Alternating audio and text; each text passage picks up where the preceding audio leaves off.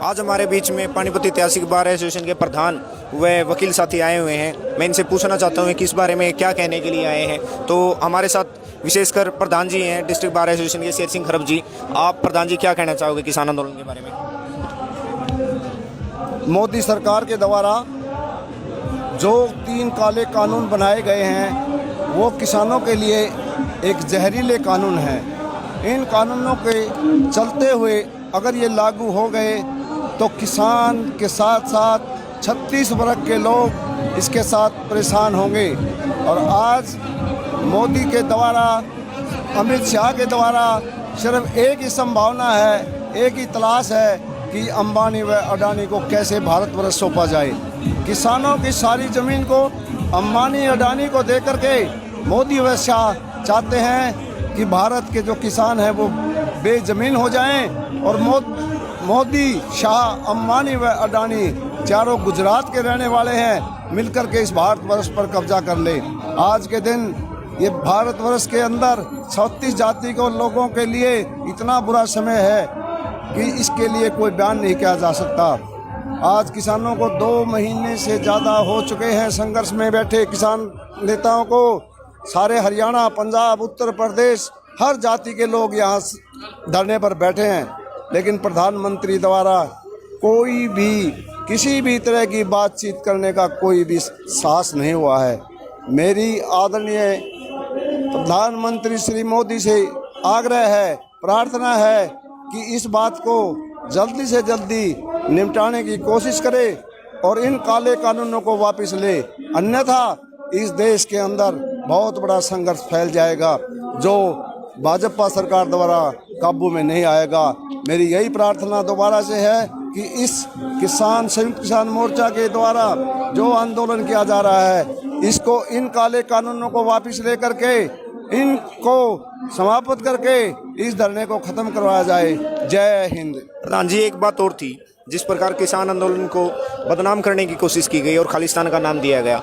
जैसे आपने पीछे देखा आंदोलन हरियाणा में जब जाट आरक्षण आंदोलन हुआ तो यहाँ मुरथल के पास एक मीडिया ने फर्जी मुरथल रेपकांड चलाया, जिसकी वजह से एक जाटों को देशद्रोही, बलात्कारी करने की प्रूव करने, उसी प्रकार खालिस्तानी इस किसान आंदोलन को खालिस्तानी प्रूव करने की कोशिश की गई। इस बारे में आप क्या कहोगे? ये भारतीय जनता पार्टी का शुरू से ही इस तरह का हथकंडा रहा है कि ये बदनाम करके हमारे किसान संघर्ष को फेल करना चाहते हैं। यही इनकी नीति थी।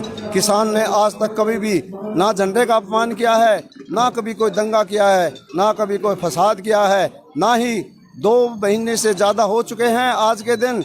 एक भी कोई आदमी ये नहीं कह सकता कि किसानों के द्वारा किसी से कोई लूटपाट की है, किसी से कोई मारपीट की है। ये भाजपा द्वारा हमारा आंदोलन फैल करने के लिए सारी उनकी साजिश थी, जो 24 घंटे के अंदर अंदर ही किसानों ने अपने आत्मविश्वास से और लोगों के सहयोग से उसको समाप्त कर दिया है। जिस प्रकार राकेश टिकैत जी के साथ एक गुज्जर विधायक जी थे, नकुल छोकर जी, आप हमारे सीनियर मोस्ट एडवोकेट हैं, वो उस घटना के बारे में आप क्या कहोगे? जो गाजीपुर उस पे 26 को हुआ वो बहुत ही शर्मनाक, निंदनीय था और ऐसी घटना कभी भी नहीं होनी चाहिए। ये किसान भी एक कौम है जो जिसमें सभी धर्म, सभी बरादरी का ये एक मूवमेंट है। और ये मोदी ने इतना समय गवा दिया, ये तो उसने पहले ही तीनों ये काले कानून वापस लेने चाहिए। अब तो ये अपनी कब्र खुदवा के वापस लेगा और उसको इतिहास कभी भुला नहीं पाएगा। और इस आंदोलन ने, इन किसानों ने ऐसा सिखा दिया, ऐसा शांति प्रिय आंदोलन तो शायद महात्मा गांधी के समय में भी नहीं हुआ था। और उसके गांव ने ही उसका बहिष्कार किया है। वो एक भाड़े का टट्टू था, मैं तो उसको ये कहूँगा, भाड़े का टट्टू था। अगर मुझे कोई गलत आदेश दे या मेरी आत्मा उसको नहीं माने तो मैं पहले किसान है हम, बाद में हमारी कोई कौम है। हमारे साथ संदीप रोड जी हैं, जो इन्होंने अपने गांव छिछराना से और यहाँ तक सिंगू बॉर्डर तक पैदल मार्च किया था और ये वहाँ तक एक सांस में पैदल आए थे। आप संदीप जी इस आंदोलन के बारे में क्या कहेंगे? आपका बड़ा लंबे टाइम से जुड़े हुए, तकरीबन 60-65 दिन से आप यहीं हो, तो आप इस बारे में क्या कहेंगे? ये आंदोलन हर 36 बिरादरी का आंदोलन है, गरीब मजदूर का आंदोलन है, किसान का आंदोलन है। मैं पैदल इसलिए चल के आया था कि कि मैं मोदी सरकार को अपने द्वारा ये बताना चाहता था कि आप हमें कष्ट क्या दोगे। हम खुद कष्ट उठा के पैदल यात्रा करके हम यहाँ आंदोलन में पवित्र जगह, हमारे आंदोलन की सबसे पवित्र जगह सिंधु बॉर्डर संयुक्त किसान मोर्चा, हमने यहाँ अपनी हाजिरी दर्ज की और इस काले कानून का विरोध किया।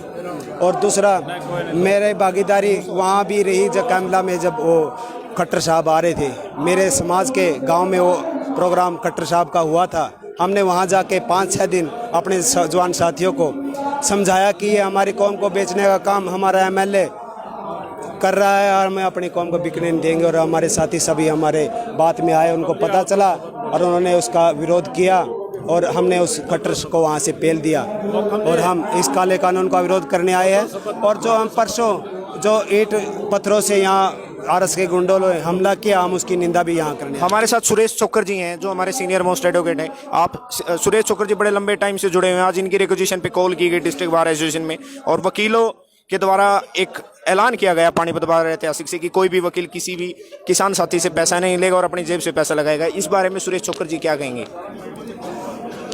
हम तन मन धन से अपने किसान भाइयों के साथ हैं और एक बात मैं आपके माध्यम से कहना चाहूँगा कि ये आंदोलन जिसको डायर की तरह कुचलने की कोशिश की, उस आंदोलन को से प्रेरित होकर आज लोग यहाँ रहे हैं।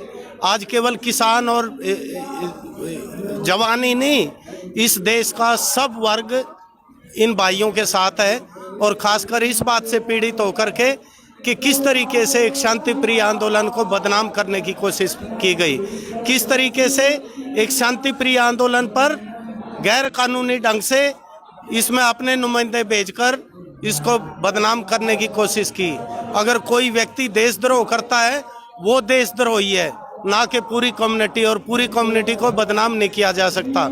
और आज हम इनसे प्रेरणा भी लेने आए हैं, अपने किसान भाइयों से इनके जिगर को सलाम करते हैं, इनके जिगर के साहस की वंदना करते हैं कि इन्होंने हमें ये ऐसा अवसर दिया। आज हमारे साथ पानीपत बार के एक ऐतिहासिक बार हैं, उस बार ने बड़ा ही अच्छा किसान भाइयों को समर्थन दिया है। लेकिन हमारी बार की तरफ से एक मैसेज भी कन्वे किया गया कि गोदी मीडिया बदनाम कर रही है इस किसान आंदोलन को। भाईचारा बना रहे, हरियाणा पंजाब एकता बनी रहे और किसान भाईचारा बना रहे। आज गांव-गांव से उठ के आए हैं, धन्यवाद। आज हम वकील बाद में हैं, पहले किसान हैं, धन्यवाद। और सारे वकील भाई एक ही हैं, धन्यवाद।